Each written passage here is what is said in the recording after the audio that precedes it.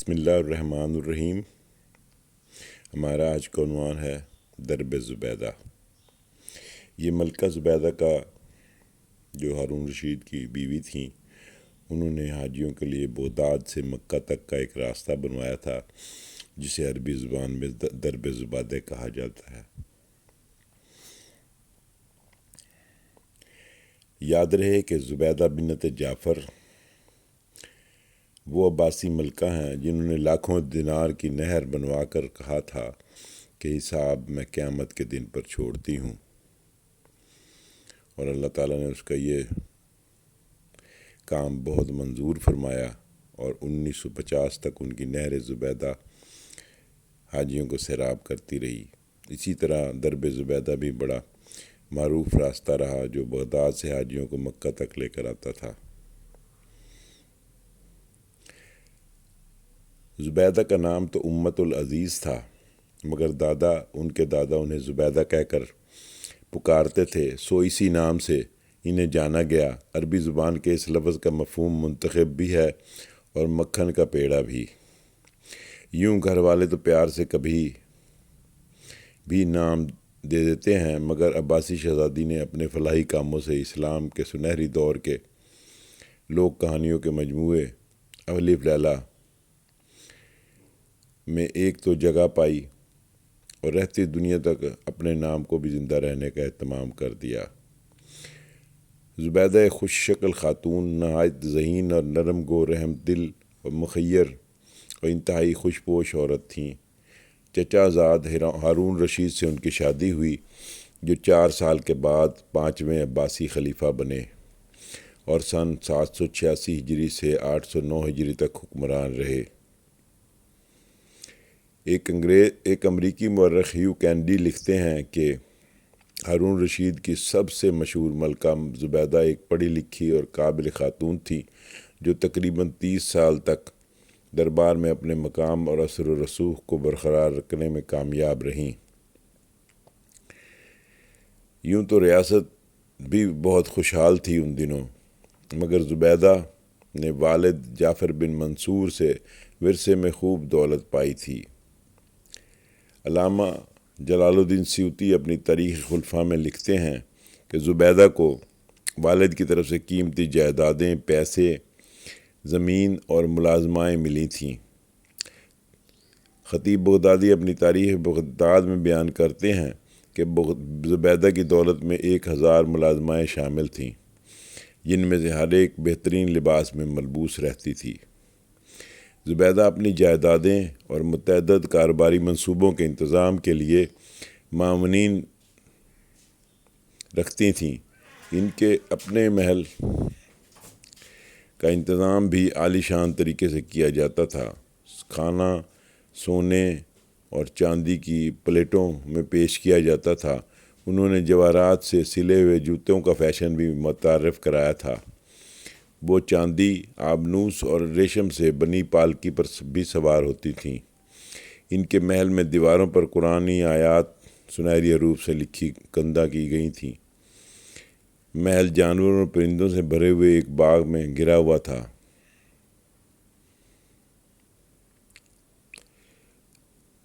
Robert Holland نے اپنی کتاب خدا کی راہ میں عرب کی فتوحات اور اسلامی سلطنت کی تخلیق میں لکھا ہے کہ زبیدہ کی آزادانہ آمدنی تھی، جس سے وہ خاطر خواہ خیراتی عطیات دینے اور خلیفہ پر طاقت اور اثر و رسوخ استعمال کرنے میں کامیاب ہوئیں۔ جب زبیدہ نے ہارون رشید سے شادی کی تو ان کی دولت میں اور بھی اضافہ ہو گیا۔ ہارون نے خود بھی شاندار محلات، مساجد اور عوامی عمارتیں تعمیر کرائیں۔ زبیدہ نے ان میں سے بہت سے منصوبوں کے لیے اپنی دولت استعمال کی۔ زبیدہ نے اپنی انسان دوستی، غریب نوازی اور ضرورت مندوں کی مدد کے لیے بہت سے کام کیے، اور وہ اپنی اسی خصوصیت کے لیے بہت مشہور تھیں۔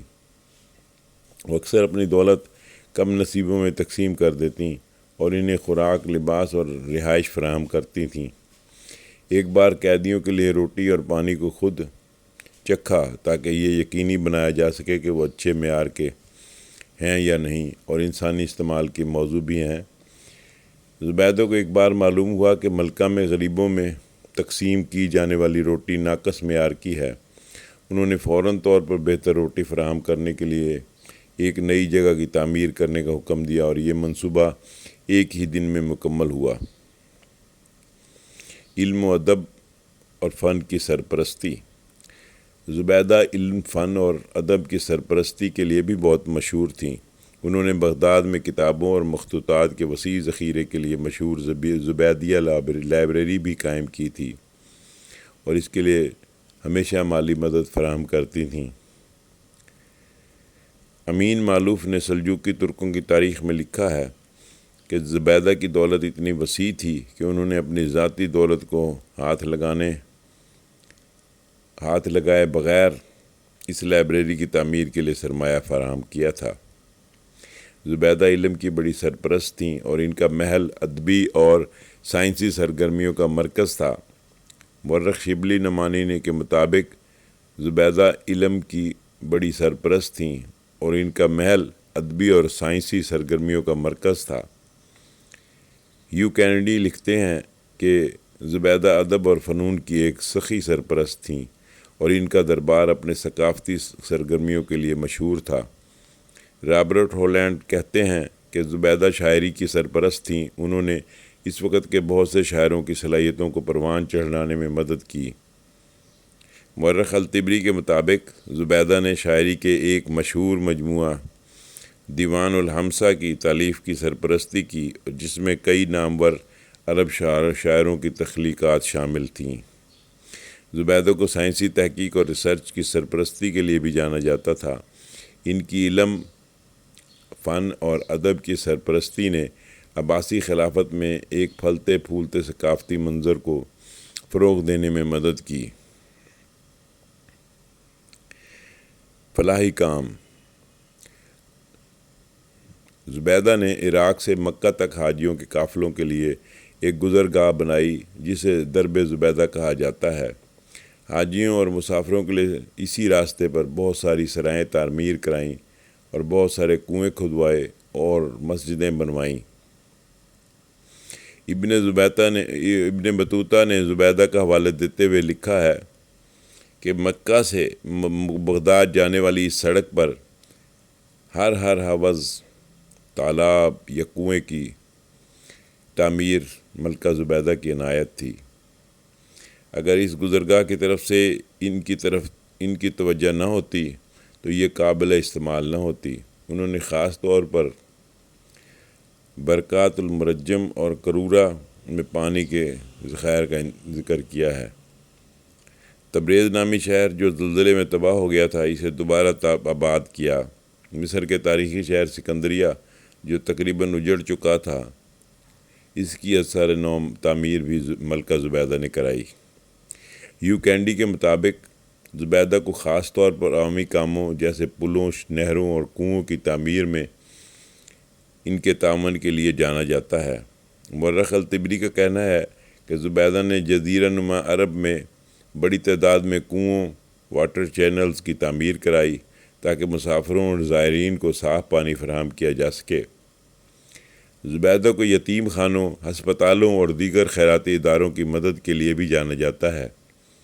وہ ان اداروں کی مدد کے لیے بڑی رقم عطیہ کرتیں اور ذاتی طور پر اس رقم کی استعمال کی نگرانی کرتی تھیں۔ زبیدہ کے عوامی فلاح و بہبود میں شراکت سے عباسی سلطنت میں لاتعداد لوگوں کی زندگیوں کو بہتر بنانے میں مدد ملی۔ جیسا کہ ہم اپنے ایک پچھلے ولاگ میں ذکر کر چکے ہیں کہ مکہ اور عرب کے دیگر علاقوں میں پانی کی سخت قلت تھی۔ ایک بار جب ملکہ زبیدہ حج کے لیے مکہ آئی تھیں تو انہوں نے اہل مکہ اور حجاج کو درپیش پانی کی قلت دیکھی تو ماہرین کو بلا تعطل پانی کی فراہمی کو یقینی بنانے کی ذمہ داری سونپ دی۔ بہت کوششوں کے بعد ماہرین نے بتایا کہ انہیں کئی کلومیٹر دور 2 جگہوں سے بہتے ہوئے چشموں کا سراغ ملا ہے، مگر ان چشموں کے پانی کے مکہ پہنچنے میں جگہ جگہ پہاڑی سلسلے رکاوٹ تھے۔ مورخین کے مطابق ملکہ نے حکم دیا ان چشموں کا